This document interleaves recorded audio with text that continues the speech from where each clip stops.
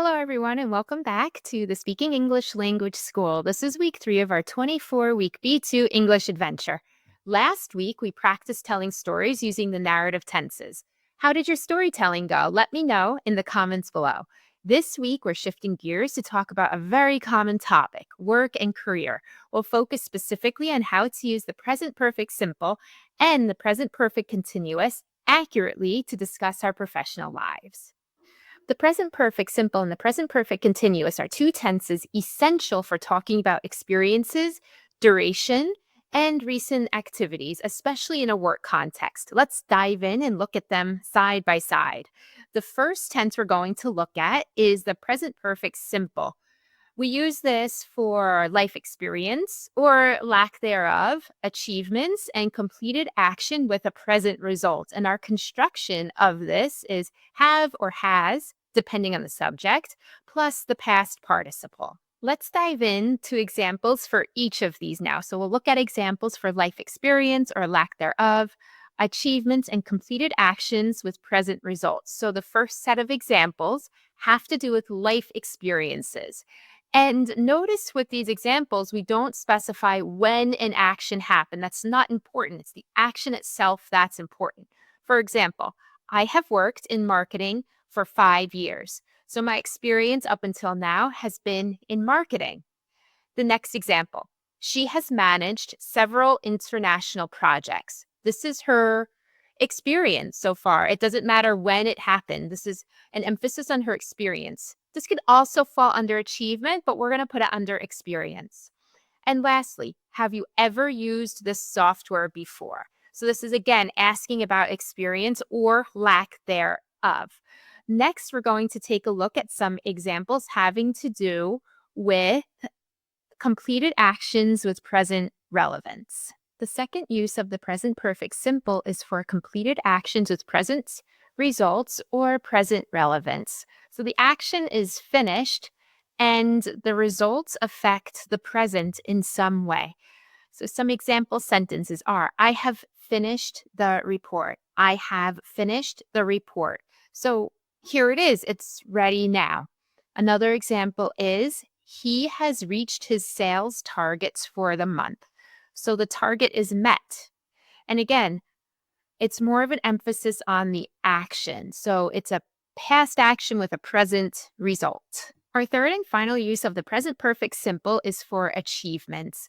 For example, our team has won this award 3 times, or I have received a promotion. Again, notice here how the time doesn't really matter. It's more of an emphasis on that achievement or that action that happened sometime in your life. The second grammar construction we're going to be looking at today is the present perfect continuous. The present perfect continuous has 2 key words I want you to remember. The first is duration of unfinished actions or recent activity with present result. So we have the squiggly line down at the bottom, the wavy line, because it indicates that time is still moving on. Let's take a look at some example sentences so you can understand this a bit more. But first, let's remember our construction. We have or has, so the verb to have, plus been, plus an ing verb. Let's take a look at those example sentences. The first use is for duration of unfinished actions. This is to show how long an action has been happening up to the present and will likely continue. So remember that wavy, squiggly line we saw. It's that time will continue. For example, I have been working here since 2020. So I started in 2020 and still work here. The next example, they have been developing this product for 2 years. So the development started 2 years ago and still continues today. So the actions are unfinished. The second use is for recent activities with present results. This is to explain a current situation by talking about the recent continuous activity that caused it. The activity might have just stopped or could still be happening. For example, I'm tired because I have been working late all week.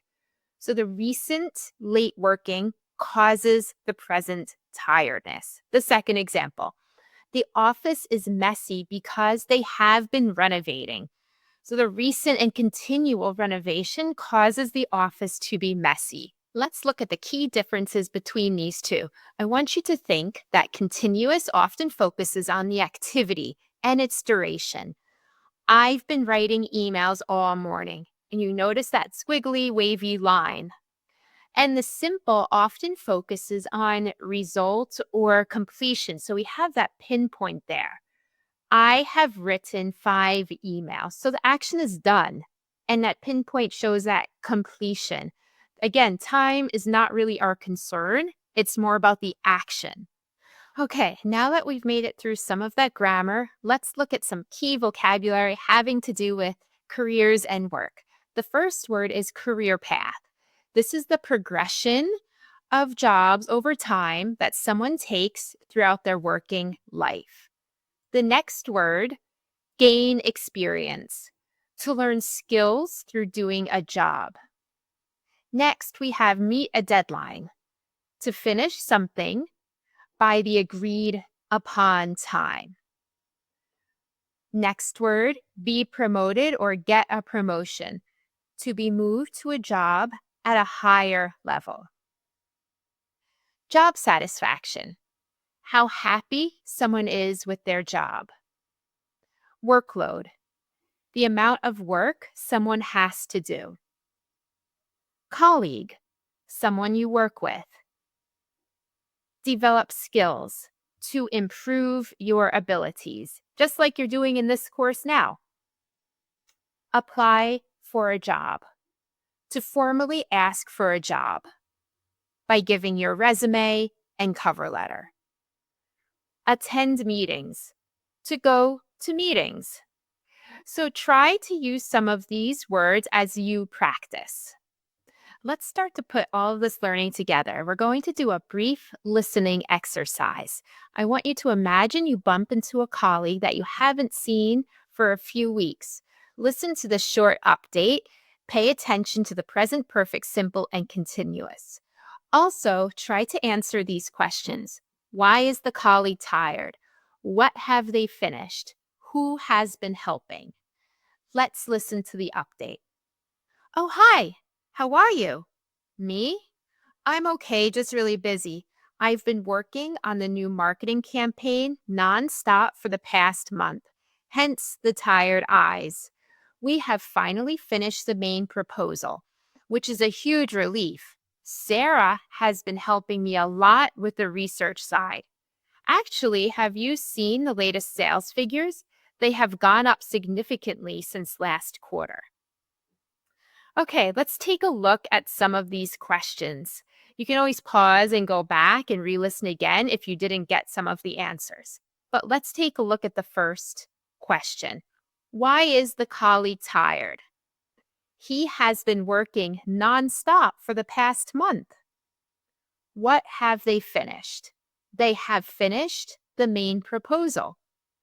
Who has been helping? Sarah has been helping. We're going to now take a look at the text of this dialogue. I'm going to read it again, and we're going to see if we can spot the differences between these tenses.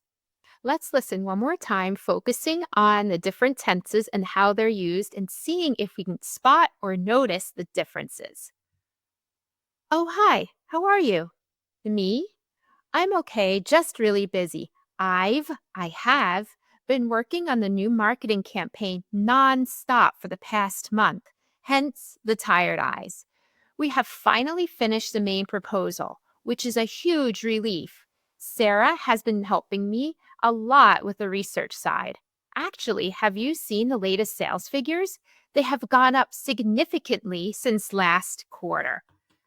Now that we've read it, let's see if we could hear or see the differences. Have you been working emphasizes the ongoing tiring activity. Have you finished emphasizes the completed result. Has been helping shows Sarah's ongoing support. Have gone up shows a completed change with present relevance. Hopefully by now you're starting to see how we use these two tenses together. We're going to move on to a speaking exercise next so you can practice this even more. Okay, it's now your turn to speak. Use the present perfect simple and the present perfect continuous to answer these questions about your own work life. How long have you been working in your current job or field? Or how long have you been studying English? What significant projects have you completed recently in your career or in your life?